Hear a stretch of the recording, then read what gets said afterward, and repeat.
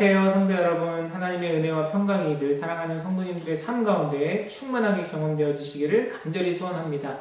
요즘 운전하다 보면 도로에 차가 많이 늘어난 것을 알 수 있는데 주일에는 조금 덜한 것 같더라고요.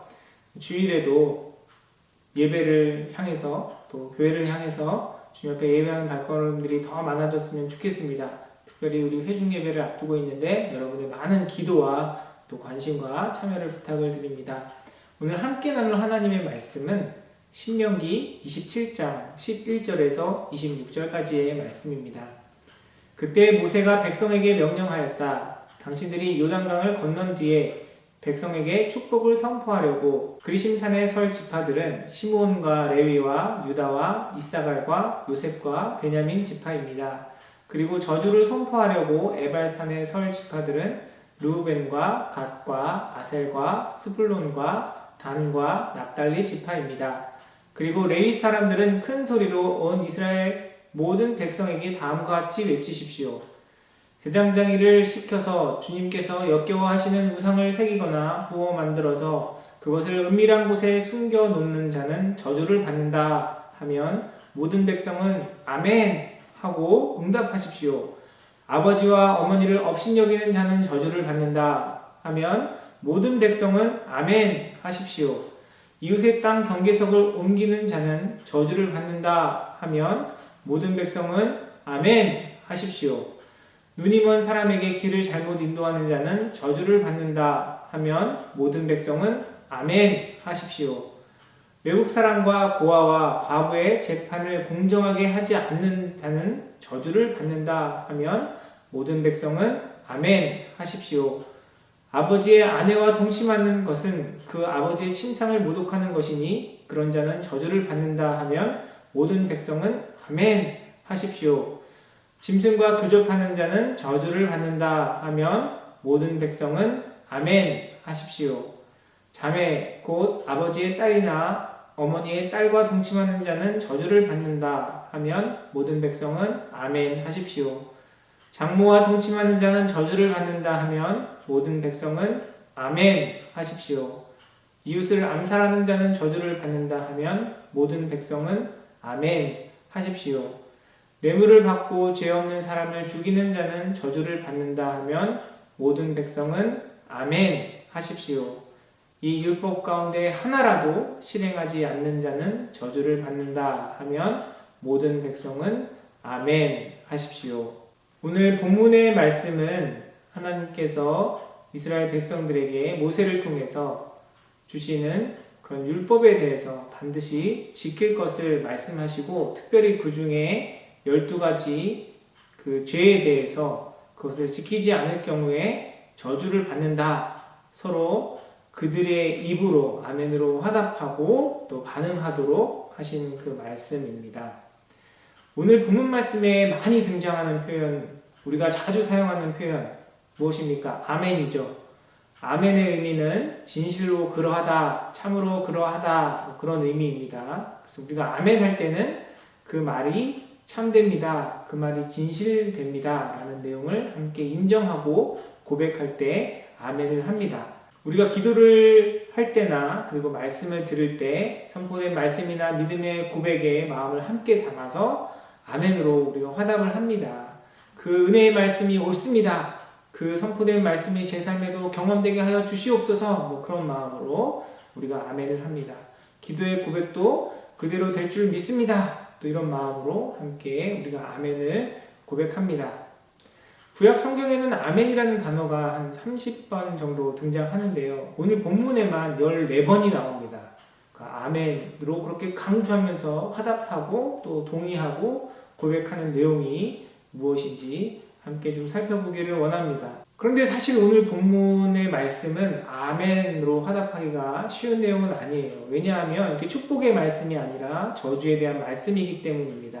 15절만 잠깐 한번 살펴보겠습니다. 대장장이를 시켜서 주님께서 역겨워하시는 우상을 새기거나 부어 만들어서 그것을 은밀한 곳에 숨겨놓는 자는 저주를 받는다 하면 모든 백성은 아멘 하고 응답하십시오.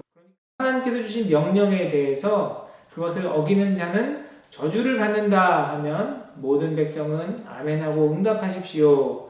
이런 형식으로 오늘 본문 말씀은 12가지의 그런 내용을 담고 있습니다.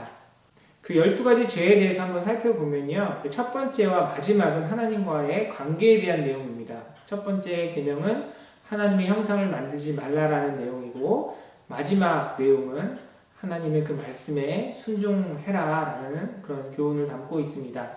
그리고 16절부터 19절에는 4가지 사회적 죄에 대한 것을 다루고 있는데요. 부모 공경과 그리고 땅의 경계석에 대한 내용, 눈먼 자에 대한 태도, 그리고 소외자에 대한 그런 재판에 대한 내용을 담고 있습니다. 그리고 20절부터 23절까지는 또 4가지 성적인 죄, 근친상간과 동물과 관계하는 것들, 그런 내용에 대해서 그 많은 명령을 담고 있고요. 그리고 24절과 25절은 또 2가지 살인에 관한 사회적인 죄악들을 담고 있습니다. 오늘 말씀을 아주 쉬운 말로 일반화해서 다시 말하면, 죄 지은 사람은 그 대가를 치러야 합니다. 죄 지은 사람은 반드시 저주를 받아야 합니다. 라는 내용입니다. 저주의 말씀이지만 당연히 아멘 해야 할 내용입니다. 세상에서도 죄를 지은 사람에게 정당한 사회적 처벌이 이루어져야 질서가 유지되고 또 정의가 유지되는 것입니다. 그래서 오늘 당연히 하나님께서 저주에 대한 말씀이지만 우리가 아멘으로 화답하고 인정하고 또 고백해야 되는 내용이 분명합니다. 특별히 오늘 본문에서 언급하고 있는 죄악들은 지금 이 시대를 살아가는 우리에게 있어서도 반드시 지켜야 할 그런 중요한 내용들입니다. 오늘 본문 말씀에 대한 내용들을 우리 성도님들께서는 당연히 잘 지키시리라 생각이 됩니다. 그런데 요한 1서 3장 그리고 마태복음 5장에 보면 다음과 같이 기록하고 있습니다. 자기 형제자매를 미워하는 사람은 누구나 살인하는 사람입니다. 살인하는 사람은 누구나 그 속에 영원한 생명이 머물러 있지 않다는 것을 여러분은 압니다. 마태복음 5장 28절은 이렇게 기록합니다. 그러나 나는 너희에게 말한다. 여자를 보고 음욕을 품는 사람은 이미 마음으로 그 여자를 범하였다. 말씀이 이야기하고 있는 내용은 무엇입니까? 세상의 기준으로 생각하면 그럴 수 있고 또 허용될 수 있고 이해가 갈 만한 내용이지만, 하나님께서 주신 그 말씀에 의하면 우리가 형제를 미워하는 것 그리고 음욕을 품는 것조차도 하나님 앞에 죄라는 사실에 대해서 말씀은 이야기하고 있습니다. 오늘 본문 말씀은 세상의 기준으로 이야기하면 당연히 지켜야 하고 또 그 법을 어기는 사람들이 저주를 받아 마땅합니다 라고 쉽게 이야기할 수 있을 것입니다. 그러나 공의로우신 하나님의 그 의의 기준에서 생각하면 우리 역시도 하나님의 그 율법 앞에 담대함으로 나아갈 수 없는 자들임을 우리가 고백할 수밖에 없습니다. 로마서 5장 12절은 이렇게 이야기합니다. 그러므로 한 사람으로 말미암아 죄가 세상에 들어왔고 또 그 죄로 말미암아 죽음이 들어온 것과 같이 모든 사람이 죄를 지었기 때문에 죽음이 모든 사람에게 이르게 되었습니다. 성경에서 가르치고 있는 내용을 오늘 본문과 연결해서 생각하면 사실 오늘 본문 말씀에 대해서 우리가 아멘하기가 쉽지 않습니다. 왜냐하면 저주를 받는 대상이 죄를 지은 저 나쁜 사람이 아니라 바로 우리 자신이기 때문에 그렇습니다. 그러나 사실 그렇기 때문에 우리는 더 이 말씀에 아멘 해야만 합니다. 하나님 바로 우리가 죄인입니다. 바로 제가 주님 앞에 저주받아 마땅한 사람입니다 라는 이 고백이 주님 앞에 있어야 할 것입니다. 요한일서 1장 8절과 9절의 말씀입니다. 우리가 죄가 없다고 말하면 우리는 자기를 속이는 것이요 진리가 우리 속에 없는 것입니다. 우리가 우리 죄를 자백하면 하나님은 신실하시고 의로우신 분이셔서 우리 죄를 용서하시고 모든 불의에서 우리를 깨끗하게 해 주실 것입니다. 요한 1서의 말씀은 우리가 주님 앞에 깨끗한 자로 설 수 있는 이유가 우리가 죄를 짓지 않아서가 아니라고 이야기하고 있습니다. 우리는 우리 앞에 놓여진 그 율법 앞에 죄인임을 고백할 수밖에 없는 연약한 자들입니다. 오늘 본문 말씀에 기록된 그런 죄악들, 세상에서도 이야기하는 그런 죄악들을 범하고 살아가지는 않지만 하나님의 공의 앞에 우리는 늘 넘어지고 쓰러질 수밖에 없는 그런 연약한 자들인 것입니다. 우리가 주님 앞에 깨끗할 수 있는 이유는 죄를 짓지 아니함이 아니라 바로 주님 앞에 우리의 죄를 자백할 때 하나님의 신실함, 하나님의 의로움, 하나님의 용서, 그리고 주님의 깨끗하게 하심이 우리 인생 가운데 경험되기 때문입니다. 사랑하는 성도 여러분, 여러분의 인생 가운데 이런 진실된 고백이 있으십니까? 죄 지은 자는 저주를 받을 것이다. 이 말씀 앞에 아멘으로 고백하며 진실된 마음으로 하나님 앞에 우리의 죄를 고백하고 바로 나 자신이 주님 앞에 저주를 받을 수밖에 없는 죄인임을 고백하는 그 고백이 저와 여러분의 삶 가운데 있기를 간절히 소원합니다. 우리가 그 고백으로 주님 앞에 나아갈 때에 우리에게 베풀어 주시는 하나님의 크고 놀라운 은혜가 경험되어질 줄 믿습니다. 갈라디아서 3장 13절은 이렇게 말씀합니다. 그리스도께서 우리를 위하여 저주를 받은 사람이 되심으로써 우리를 율법의 저주에서 속량해 주셨습니다. 기록된 바 나무에 달린 자는 모두 저주를 받은 자이다 하였기 때문입니다.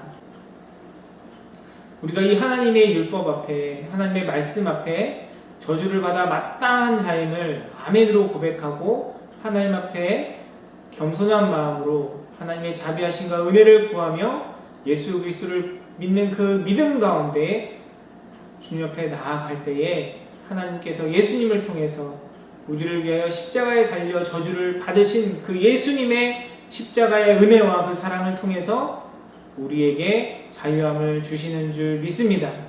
하나님께서 그렇게 저와 여러분을 사랑하여 주시고 그리고 그 큰 은혜를 베풀어 주셨습니다. 주님 앞에 진실된 마음으로 고백하며 우리에게 베풀어 주신 그 예수 그리스도의 그 사랑 때문에, 그 은혜 때문에 오늘 하루도 더욱더 주님을 닮아가기에 힘쓰고 하나님께서 우리 삶 가운데 베풀어 주시는 그 은혜와 사랑 때문에 주님께서 주시는 참된 평안과 기쁨을 누리며 승리하는 인생을 살아가는 저와 여러분의 삶이 되기를 주님의 이름으로 간절히 소원합니다. 기도하겠습니다. 사랑과 은혜가 풍성하신 아버지 하나님 은혜를 감사드립니다. 하나님, 우리에게 허락하신 그 율법 앞에, 그 말씀 앞에 저주받아 마땅한 자임을 고백할 수밖에 없는 연약하고 부족한 우리의 인생들임을 주님 앞에 고백합니다. 그러나 하나님의 그 자비하심으로, 주님의 역사하심으로 예수님을 통해서 우리 대신 십자가에서 그 저주를 받게 하시고 우리를 자유케 하시고 우리를 구원하여 주신 그 은혜와 사랑에 하나님 감사와 찬양과 영광을 올려드립니다. 늘 그 주님의 은혜에 붙들려서 늘 주님께서 주시는 참된 기쁨과 평안으로 승리하는 인생을 살아가는 우리 사랑하는 모든 성도님들의 삶이 될 수 있도록 주님께서 축복하여 주시고 은혜를 더하여 주시옵소서. 함께 하실 주님께 감사드리며 모든 말씀 우리 주 예수 그리스도의 이름으로 기도드리옵나이다. 아멘.